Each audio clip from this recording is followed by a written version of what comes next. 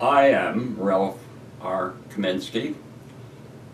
I worked as a special agent for the United States government. I was a criminal investigator for the Internal Revenue Service. And during that time of working, I made a lot of contacts with various elements of American business and criminal elements. One of the most interesting one was the fact that back in 1972, made contact with a Mormon handler for Howard Hughes. And coincidentally enough, parked in the garage in the driveway of that particular person was a car that 10 years before I had seen in Las Vegas, and I was told that the car belonged to Howard Hughes. Now, whether Howard Hughes was at that house in Salt Lake City or not, I don't know, but I did interview the Mormon handler. And later that day, on a return to my office in Reno, Nevada, I had a call from an organization which I understood was the internal security people for Howard Hughes. And as a result of that telephone call, I subsequently met with an agent of that particular investigative firm, which I later also found out was an international investigative arm, perhaps, of Howard Hughes. They turned over to me a file on an individual that had been a chief aide to Howard Hughes. And this aide had allegedly ripped off the Hughes organization to the tune of $20 million. Subsequently, my investigation, which took me all over Europe and parts of South America and the Caribbean, the gentleman was indicted but escaped the United States by being able to go to Canada. After the indictment of this individual, I got a call from this investigative branch of what I believe investigative branch that worked for Howard Hughes, and they put into my hands other information on other matters.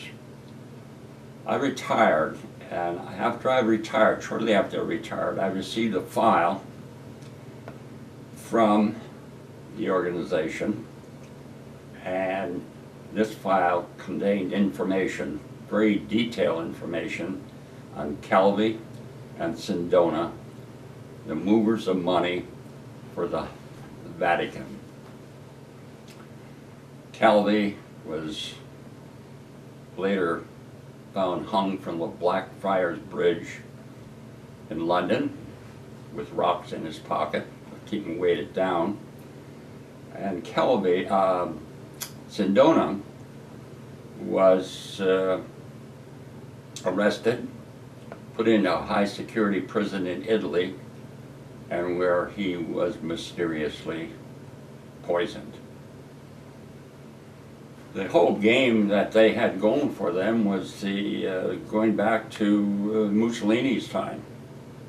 That Mussolini and Adolf Hitler had declared the Catholic Workers' Organization to be a socialist organization.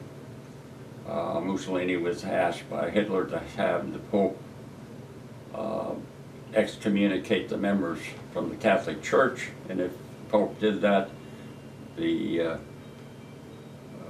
Mussolini would put millions into the hands of the Vatican, with the provision that the Vatican, of course, get rid of many of the properties they owned throughout Italy, but who were permitted to keep the Vatican, of course, the retreat where the Pope spends his vacation time, and I believe there was also a monastery that they were permitted to keep.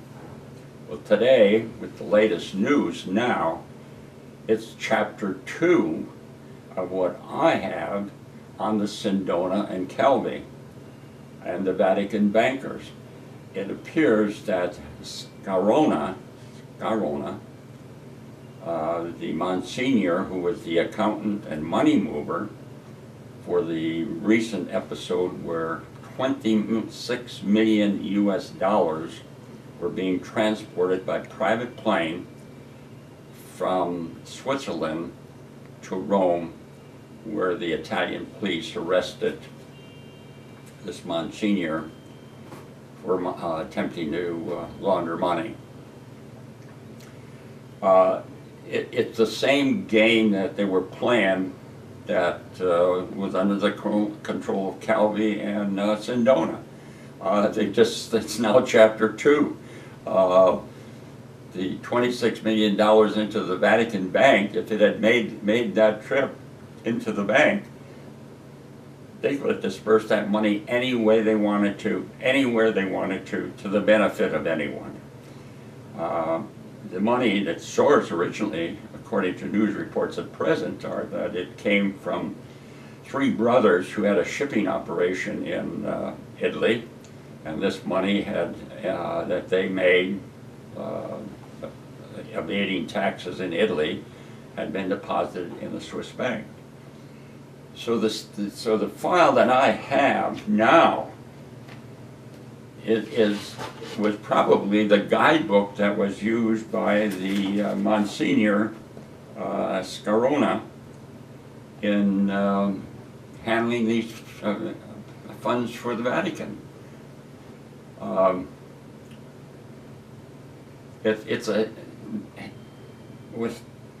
They did back Sindona and Calvi. I mean, it was not that sophisticated. Once they got money, and the Pope didn't particularly at that time pay much attention, they had all this money flowing in. All of a sudden, Calvi and Sindona were able to get some excellent engravers to put together some very fraudulent certificates, stock certificates. These were sold. The money flowed into the Vatican. The Pope at the time said he didn't know anything about it.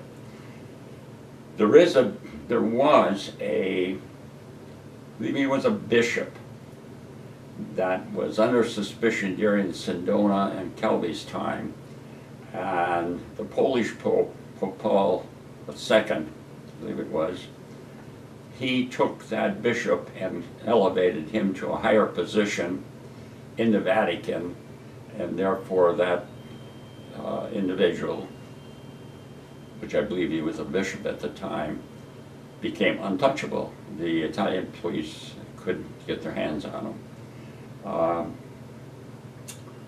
From my knowledge, that particular bishop may still be in the Vatican. Although a list of names recently, I didn't see his name mentioned in Italian news releases that have come out of Italy on this recent episode of the Vatican Bank being involved with black money or money that was skimmed out of various industries in Italy. One of the most important things about the Vatican Bank, it's also known as the IOR, which from what I understand stands for International Order for Refugees or for Religion. So an explanation presently that I've seen is that the Monsignor Sindona has stated that by getting the money into the Vatican, he could have dispersed this money to whoever wanted it. And in turn, the Vatican would have been rewarded by these 3 Italian brothers whose money it really was. So it's information that I have on Sindona. I prepared an index of it, but that's only an index that covers the areas that this investigative firm had been able to put together, hoping that I would be able to do something about it back when I was working for the Internal Revenue Service, although that probably would not have been of any interest to the United States government.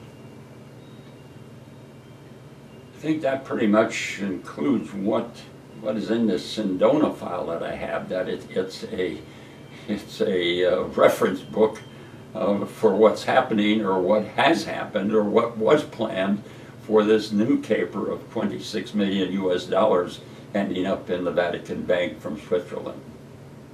Anyone wishing to have access to this information on Sindona and Calvi, which is very extensive. It covers one group of documents 69 pages, another group of 29 pages, another one of 30 pages, and they all have a particular area that those records cover. But I would refer you to contacting me through dvlh@hotmail.com, attention Luke, and he will be able to get in contact with me, and we can make arrangements for examination of these records.